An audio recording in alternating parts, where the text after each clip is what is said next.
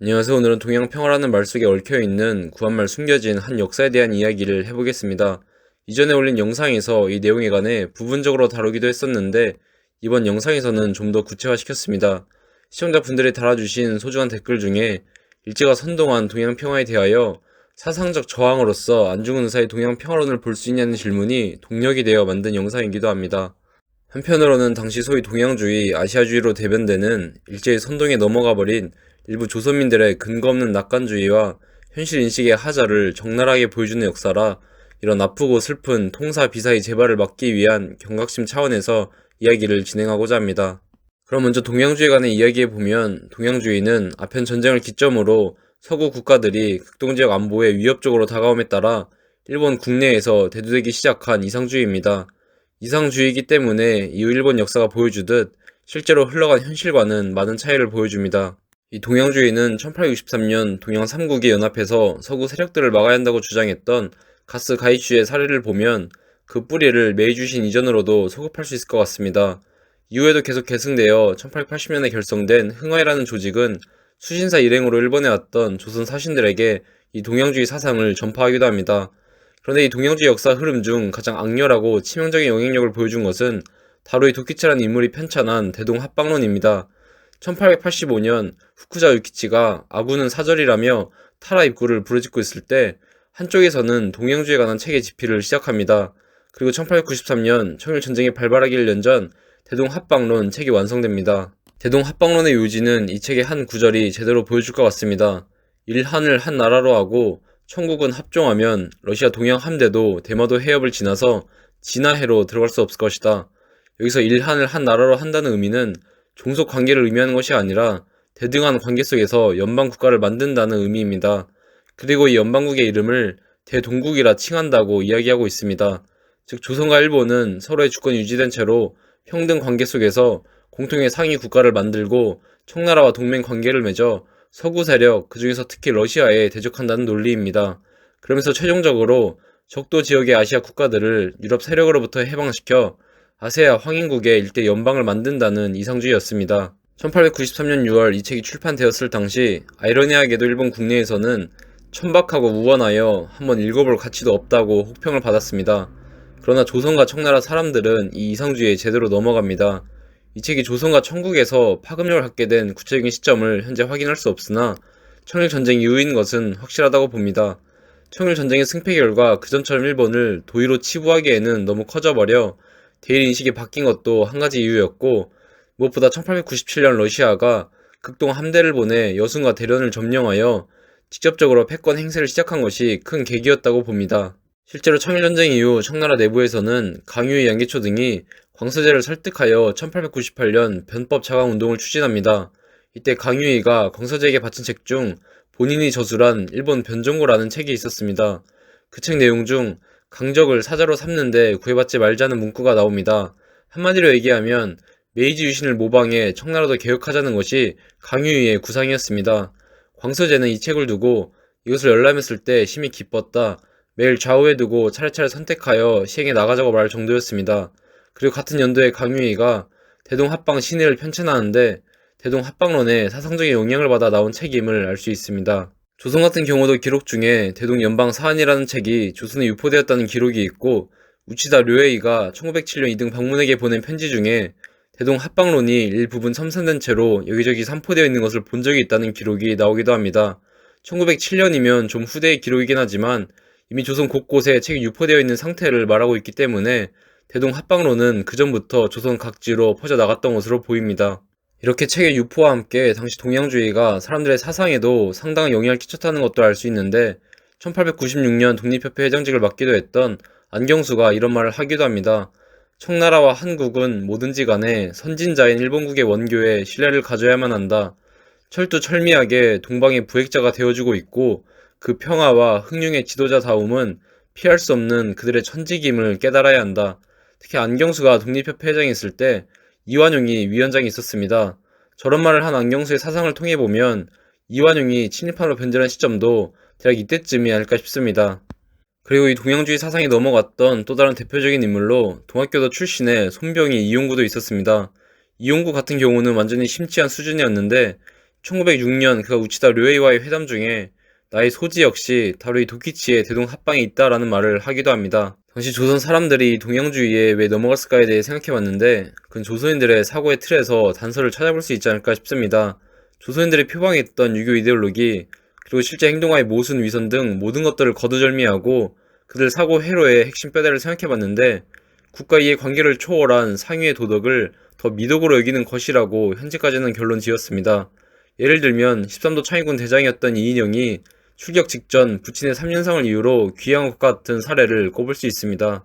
일단 이 사고회로 자체를 보면 오로지 부정적으로만 볼 수 없고 부분적으로 보면 오히려 고상한 사고방식입니다.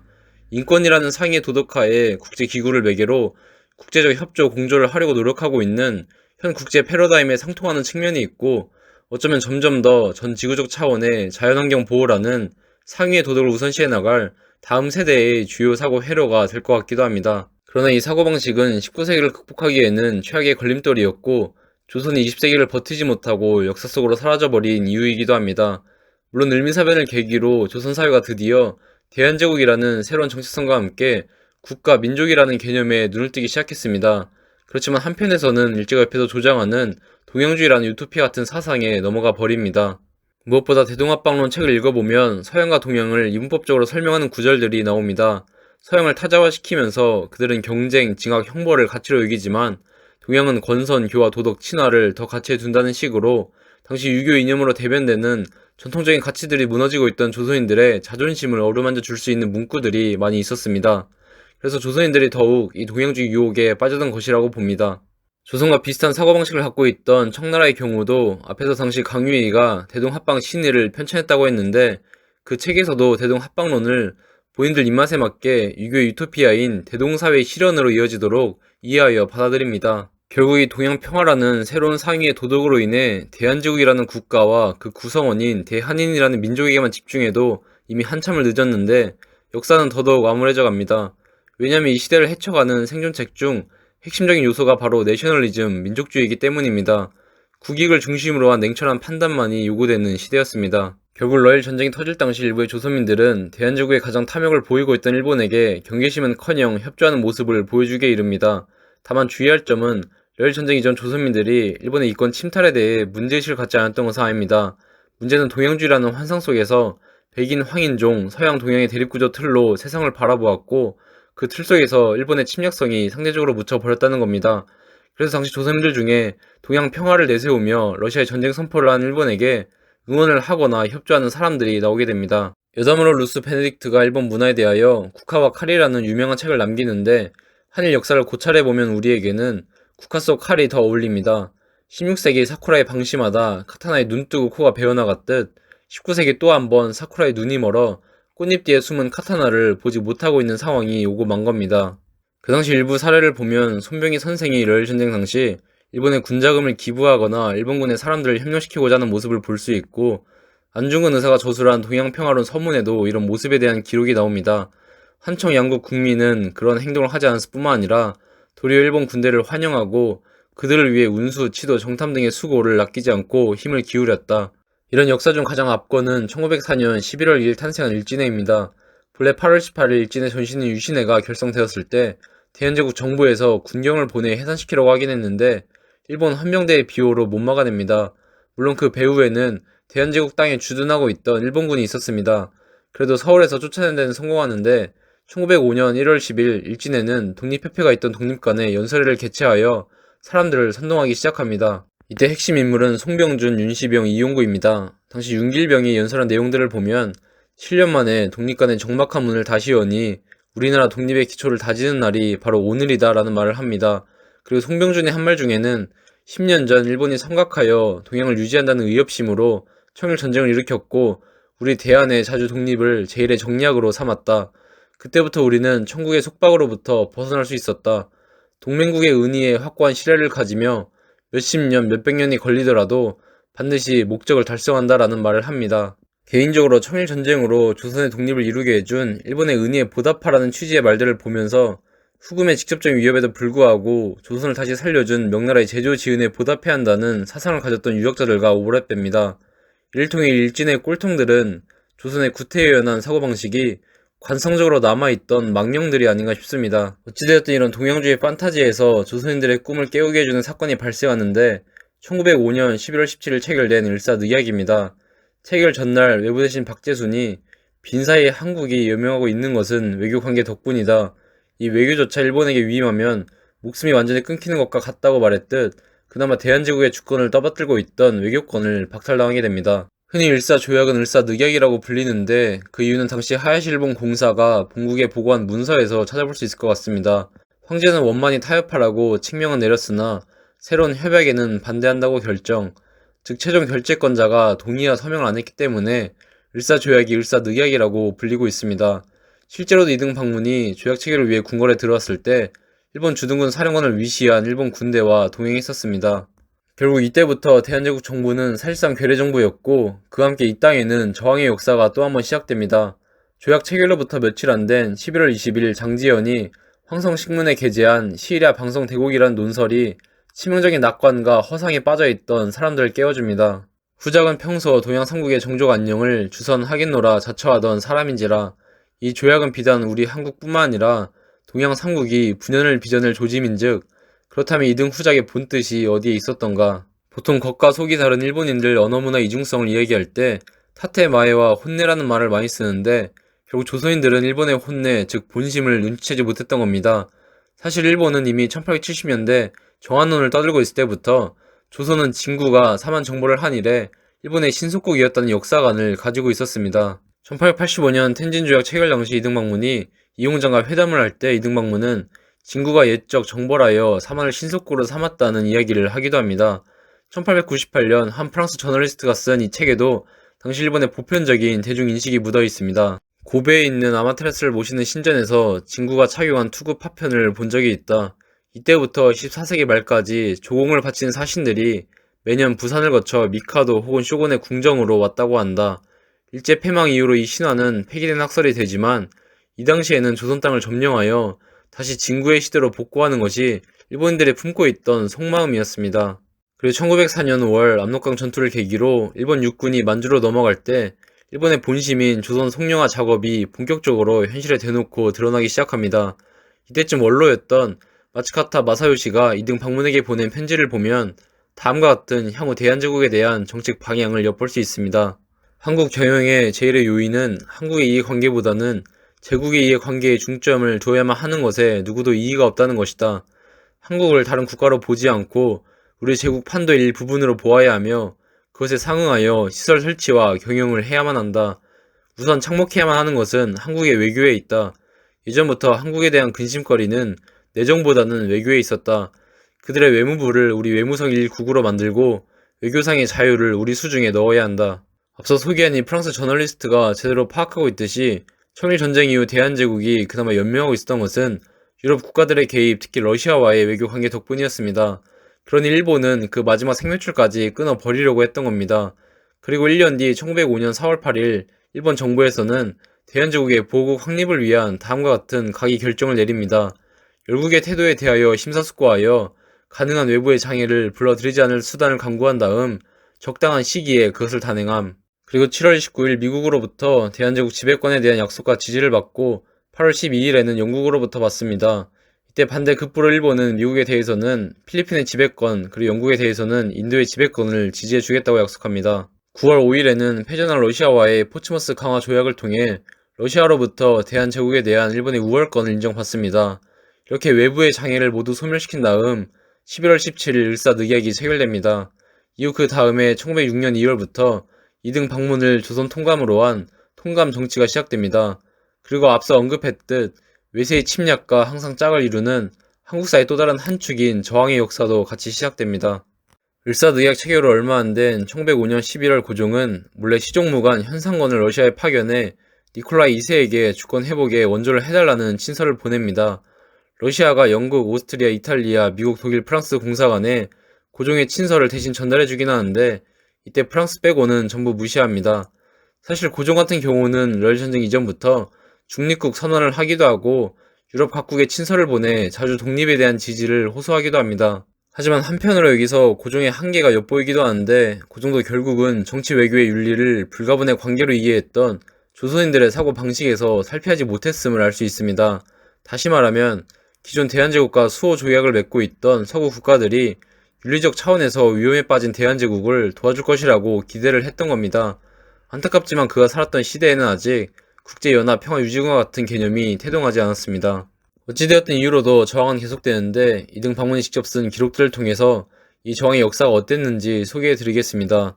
1906년 4월 1일 이등 방문이 추미런 의장인 야마카타 아리모토에게 보낸 편지 중에 궁중의 음모, 지방의 소규모 분우 등이 끊이진 않으나 병력을 동원할 정도의 큰일까지는 아니다라는 기록이 나오고 7월 1일 스에마스 겐초에 보낸 편지에는 부재 중 궁정에 있었던 다수의 분우와 한편으로 한국 남부 지방의 폭도 대략은 초절의 형국으로 가고는 있으나 아직까지 완전히 진정되지는 않았다. 그리고 그 다음날 7월 2일 이등 방문은 고종이 무녀 유생들과 궁중에서 비밀리 커넥션을 형성해 의병 자금을 지원하거나 상해 블라디보스토크의 밀산을 파견하는 등 은밀히 이루어지고 있는 저항운동을 막기 위한 목적으로 궁정 개혁을 추진해야 한다고 역설합니다. 당시 국내부 대신이 저항하긴 하는데 겨우 일본 경찰들을 궁궐에 수기시키는 데 성공합니다. 1906년 11월 21일 이등 방문이 요양 차원에서 일본으로 잠시 귀국하는데 이때 이완용을 위시한 대신들에게 남긴 각서에서도 저항의 역사가 엿보입니다. 나는 베일 논세의 해가 점점 높아지고 있다는 것을 안다. 그러면서 황제의 동작을 방관하고 있지 말고 반동을 부르짖는 자들은 일본으로 보내버리라며 이등 방문이 대한인들의 저항에 신경을 곤두세우고 있는 모습을 볼 수 있습니다. 일사등약 체결 이래 계속되는 이런 저항운동은 1907년 4월 13일 이등 방문이 일본 외무대신에게 보낸 전문을 보면 점점 다급해지는 모습을 엿볼 수 있습니다. 한국의 형세가 지금같이 되어지는 추이를 보면 시간이 갈수록 애넥세이션은 점점 곤란에 이른다. 고로 지금 우리는 의사가 있음을 명백히 하여 미리 러시아의 승낙을 득지해야만 한다. 이때 중요점은 이등 방문 본인이 대한제국을 애넥세이션 하겠다는 일본의 의사를 러시아에 솔직하게 보여줘야 한다고 말을 했다는 겁니다. 그런데 당시 일본 내각 회의에서 합병에 대해서는 아직 시기상조로 여겨 신중한 모습을 보여주는데 이때 이등 방문이 남긴 기록을 보면 이등 방문이 답답해하는 모습을 알 수 있습니다. 한국의 상세를 보면 야소교의 만연, 베일 사상의 증가로 말할 수 있다. 장래 점점 곤란해지고 있음은 의심의 여지가 없다. 그렇기 때문에 이번에 한국 문제를 결정짓지 않는 것은 유감이다. 일각에서 이등 방문에 대하여 한국 합병을 찬성하지 않았던 평화주의자라고 하는데 그건 무지에서 비롯한 오해이거나 악의를 갖고 왜곡하는 말입니다. 앞서 소개한 사례만 봐도 이미 1907년 본인이 친절히 영어로 애넥세이션이라고 말을 했습니다. 그리고 1901년 이래 이등 방문이 총리직을 역임하진 않았지만 추미런 의장직을 맡은 원로 대표로서 일본 총리 대신은 항상 내각회의 전에 이등 방문에게 자문을 구하고 동의를 얻었습니다. 즉 이 시기 일본의 정책 결정에 있어 이등 방문은 중추나 다름없는 국정 운영자였음을 알 수 있습니다. 또한 1904년 1월 16일 러일전쟁 선전포고에 앞서 우리의 국력의 부족함을 이유로 지금 이 시기 소강을 쫓아 안주할 것인가, 국가의 운명을 걸고 그들의 정략을 막을 방법을 취할 것인가 라고 말하는데 이 사람은 전쟁을 부정한 적이 없습니다. 다만 정치 스타일을 보면 서구 국가들의 눈치를 많이 보는 경향이 강해 언뜻 온건주의자로 비춰 보일 수는 있는데 이등 방문은 전쟁을 부정하지도 않았고 앞에서 언급했듯 대한제국의 식민화 작업 역시 부정하지 않았습니다. 그리고 이 애넥시에이션을 언급한 때로부터 두 달 뒤 헤이그 밀사 사건이 터집니다. 이후 헤이그 사건을 계기로 1907년 11월 12일 일본 정부는 한 황을 황태자에게 양위시킬 것이라는 각의 결정을 내립니다. 바로 6일 뒤 고종이 폐위되고 7월 24일에는 정미 7조약이 체결되어 대한제국의 입법권, 행정권, 사법권, 인사권마저 일본에게 잠식되어 갑니다. 8월 1일에는 군대마저 해산당하는데 이때 소위 정미의병이라 불려지는 저항운동이 더 거세지게 일어납니다. 당시 의병들에 대한 이등 방문의 대처를 보면 상당히 교활하고 노예한 모습을 보여줍니다. 의병의 진압을 위해 파견한 일본군 장교들을 향해서 연설한 적이 있는데 지금 상황은 전시도 아니고 내란도 아닌 소위 지방의 소동이라고 계속 장교들에게 주입시킵니다. 이런 말을 하는 목적은 그가 한 다음 같은 말을 통해서 알 수 있습니다. 내란으로 인정하여 여국이 폭도를 교전단체로 모아 중립을 포고한다면 그 영향으로 야게 될 소실은 심히 두렵다. 즉 이 의병들이 만약 국제적으로 교전단체로 인정받으면 사실상 통치권을 행사하는 또 다른 정부의 인정이기에 일본의 대한제국 합병 전략에 차질이 생기기 때문입니다. 이등 방문이 이런 말을 한 이면에는 당시 대한인의 의병들이 국제적으로 교전단체로 인정받기 위해 호소한 역사도 큰 영향을 끼칩니다. 훗날 안중근 의사가 거사 이후 체포 당시 자신을 전시 상황에 포로 잡힌 군인으로 대우해달라고 계속 요구한 것도 이것과 같은 맥락으로 이해할 수 있습니다. 하지만 애석하게도 의병의 전력이 일본의 제국주의를 몰아내기에는 너무 열세였고 국제사회 역시 대한제국 문제에 관해 방관하고 있었습니다. 결국 1909년 4월 10일 일본 총리 대신은 이등 방문에게 합병에 대한 의견을 묻고 승인을 받습니다. 그리고 7월 6일 적당한 시기에 한국 병합을 단행한다는 각이 결정을 내립니다. 이때 한국 전역이 폐역이 되어 제국 영토의 일부가 되는 뜻을 분명히 하면서도 그 어조가 그다지 과격하지 않은 문자를 선택한다는 의론 끝에 합방이라는 단어를 선택합니다. 앞서 소개했듯 대동 합방론을 위시한 일제의 동양주의 선전으로 인해 합방이란 단어는 마치 대등한 관계 연방이란 뉘앙스로 당시 사람들이 인식하고 있었기 때문입니다. 그래서 일제는 합병, 병산에 대한 눈속임으로 합방이란 단어를 내세웠던 겁니다. 이렇게 흘러가고 있던 역사의 흐름 한가운데서 거대한 파장을 일으키는 사건이 발생하는데 그것이 바로 안중근 의사의 이등방문 정벌입니다. 1909년 10월 26일 이등방문이 시차를 구실로 러시아 외무대신과 합병 문제에 관한 비공식 회담을 위해 하얼빈역에 방문했는데 이때 정의구현 당합니다. 이후 1910년 3월 26일 안중근 의사의 사형 집행이 이르기까지 전개를 보면 법치 질서의 문란이라 볼 정도로 형 집행이 빠르게 진행됩니다. 안중근 의사의 재판은 관동 도독부 지방법원에서 이루어지는데 11월 30일 일본 정부에서 파견한 정무국장이 본국에 보낸 극비 전보를 보면 법원에서는 무기징역에 그칠 것이라는 의견이 나오고 있습니다라는 기록이 있고 그러면서 사법부가 사형 판결을 내릴 수 있도록 정부에서 그들에게 철주를 가해도 되는지 물어봅니다. 이후 11월 2일 고무라 추타로 외무대신이 징악의 정신으로 극형에 처하게 하는 것이 상당하다고 사료함이라는 답서를 보내고 결국 사법부에 대한 일본 행정부의 개입이 진행됩니다. 법원이 정부의 지휘를 받는 모습에 기뻐하지 않는다라는 기록을 보면 당시 법원에서 사법부의 독립 측면에서 정부의 개입을 달가워하진 않았던 것 같습니다. 하지만 역사가 보여주듯 결국에는 일본 정부 압력에 굴복하고 맙니다. 참고로 안중근 의사의 변호를 맡던 미즈노 키치타로는 안중근 의사를 내도막부 말기 사쿠라 다문에서 일어난 이 나오스키 암살 사건을 예로 들며 그의 의거는 우국지사로서의 행위로 징역 3년형이면 적당하다고 변호를 하기도 합니다. 하지만 이미 일본 정부에게 넘어간 관동 도독부 지방법원에서는 1910년 1월 14일 사형에 처한다는 판결을 내립니다. 일제가 이렇게 사법권까지 침해하면서 안중근 의사의 사형을 재촉하는 모습을 보인 이면에는 안중근 의사의 거사가 단순히 감정적 분출에 의한 우발적인 저격이 아니었기 때문입니다. 그의 총격에는 구체적인 이유와 본인의 확고한 신념이 담겨 있었습니다.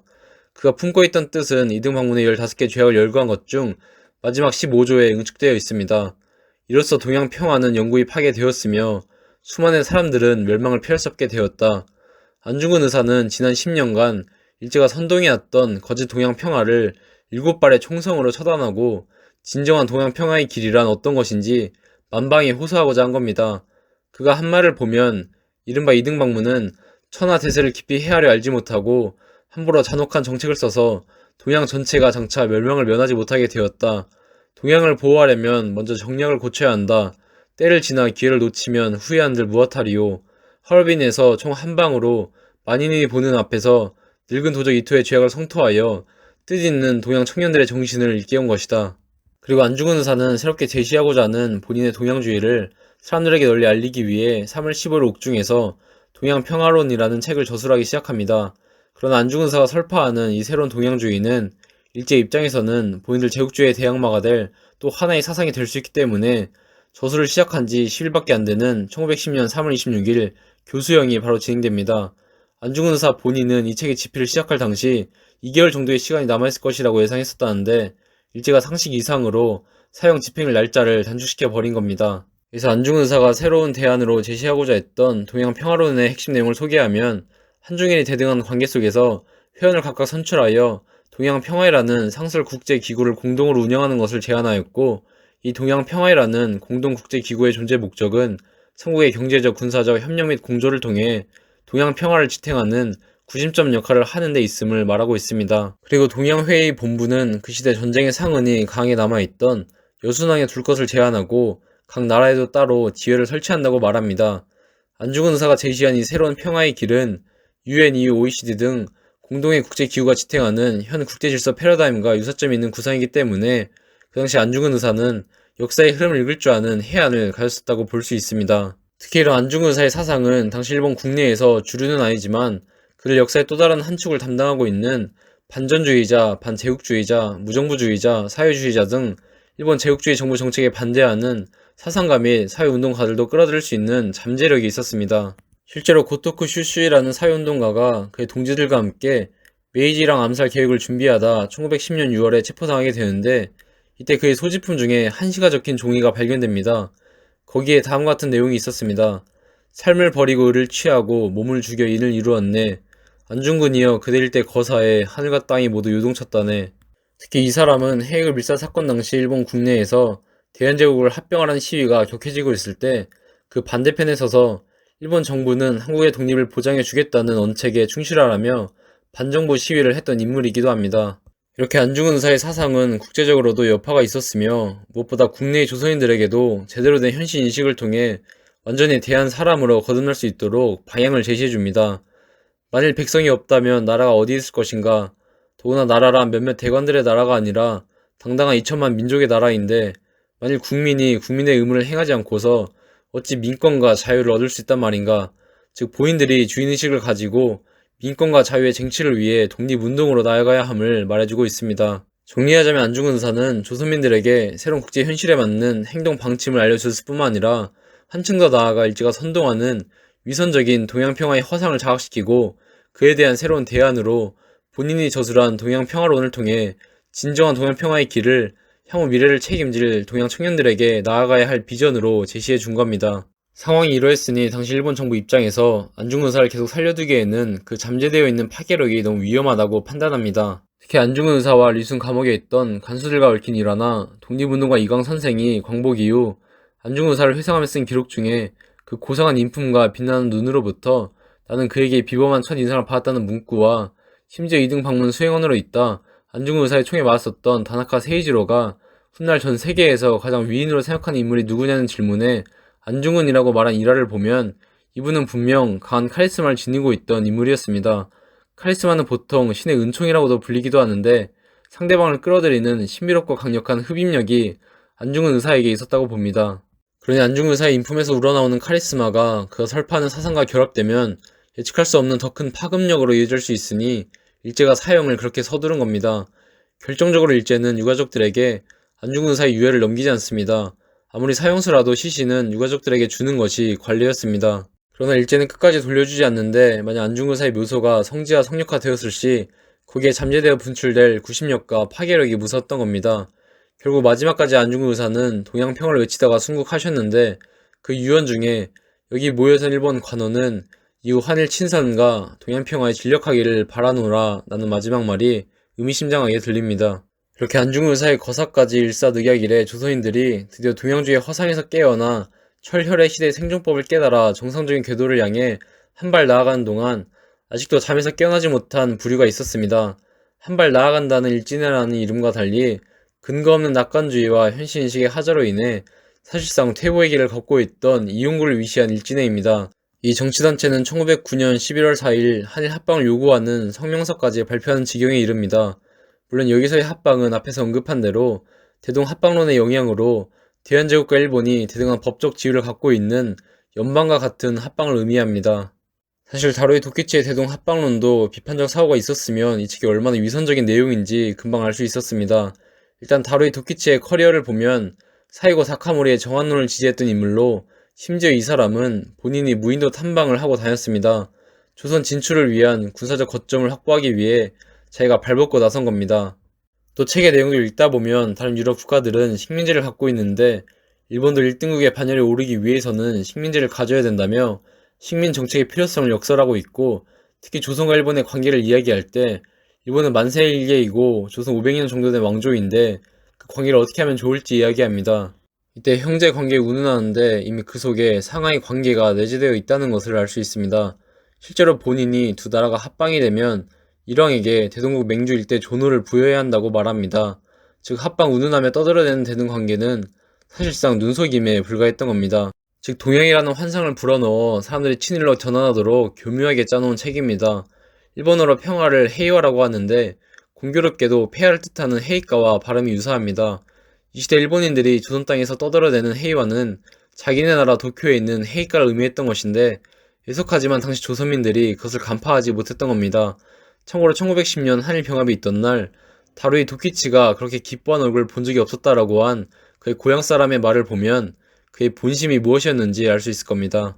한편으로 다루이 도키치가 소임을 달성해 기뻐하고 있을 때 같은 시각 이용과 같이 현실인식에 하자가 있던 사람은 1910년 8월 19일 경술 국치라는 극단의 상황까지 이르러서야 자신들의 하자를 깨닫습니다. 본인들이 여태까지 한 짓이 사실은 일본 국익과 그들 민족을 위한 앞잡이 노릇이었다는 것을 자각합니다. 1912년 이용구가 죽기 전에 했다던 말이 우리에게 여운을 남겨주긴 합니다. 나는 바보였나 봅니다. 참고로 일진에는 1910년 합병이라는 목적이 달성되고 일제 입장에서 더 이상 활용 가치가 없으니 돈 몇 푼 쥐어주고 바로 해산시켜버립니다. 그런데 이용구보다 더한 사람이 있었는데 바로 이완용입니다. 곤도 시로스케라는 사람이 쓴 이완공 비사를 보면 3.1 만세운동이 일어났을 당시 다음과 같은 기록이 나옵니다. 나는 몇 번 조선의 정변을 경험하였는데 언제나 일본을 지지하는 자들이 있어서 베일의 공기가 아무리 짙다고 하더라도 반드시 친일을 표방하면서 나서는 인물이 있었다. 그런데 이번에는 단 한 사람도 독립론의 정면으로 반대하고 나서는 사람이 없다. 이완용 후작 단 한 사람만이 민중들에게 소신을 피력하였는데 그것조차 미온적이어서 그저 한때의 공상에 사로잡혀 소요를 일으키는 것은 민중의 행복이 아니다라고 성명을 낸 데 불과하다. 이 기록을 통해서 3.1운동 당시 대다수 민중이 진정한 행복의 길이 무엇인지 현실적 사고를 하고 있는 동안 이완용 본인만이 다른 세계관 속에서 공상에 사로잡혀 있었다는 것을 알 수 있습니다. 끝으로 이 영상을 만들면서 북두칠성의 기운을 타고났다는 안흥칠 선생님의 7발의 총성은 어쩌면 집단적 광기와 대학살의 시대로 흘러가고 있던 당시 극동지역 역사의 흐름을 막기 위한 경고이자 적신호이지 않았을까 생각해봅니다. 하지만 결국 쇼와 시대 일제는 한국 병탄에 소임을 다하고 책장 속에 들어갔던 대동 합방론을 다시 끄집어내고 오늘날 대동아 공영권의 선구자 역할을 한 책이라는 새로운 역사적 가치를 부여합니다. 그리고 또 한 번 평화, 존중, 독립, 해방 등의 미명 아래 수많은 사람들의 생명과 행복을 앗아가는 저질적인 역사가 시작됩니다. 여기서 안중 의사가 한 말 중에 틀린 부분을 하나 찾아낼 수 있는데 실제 흘러간 역사는 수만의 사람들이 아니라 수천만의 사람들이었습니다. 현재 일설에서 특히 일본에 우경화된 사람들이 안중근 의사를 테러리스트라고 부르고 있는데 이는 역사를 읽지 못하는 오독이고 잘못된 길로 들어선 역사의 흐름을 막고자 했던 한 위인에 대한 모독입니다. 특히 안중근 의사를 국내적 규모의 독립운동가 혹은 민족주의자로 보고 있는데 1912년 박은식 선생의 평가처럼 이분은 세계적 안강을 가지고 평화의 대표자를 자임했던 분입니다. 즉 스케일이 다릅니다. 일제가 오도해왔던 동양주의에 대한 새로운 대안을 제시하셨던 분입니다. 시대의 흐름을 정확하게 읽었고 그에 걸맞는 비전을 국내적 그리고 국제적 차원에서 제시해 주셨습니다. 현재와 같은 불확실한 미래 속에서 다음에 또 어떤 역사로 흘러갈지 예측하기 힘들지만 우리 선조들이 방성대국하며 걸어갔던 이 역사가 하나의 나침반이 되어줄 것이라고 봅니다. 그리고 또한 안중근 의사가 완결짓지 못한 동양 평화로는 후대인인 우리들에게 있어 커다란 숙제인 것 같습니다. 그게 언제가 될지는 모르겠지만 이 미안의 부분은 분명 어느 세대가 완성시켜야 될 것입니다.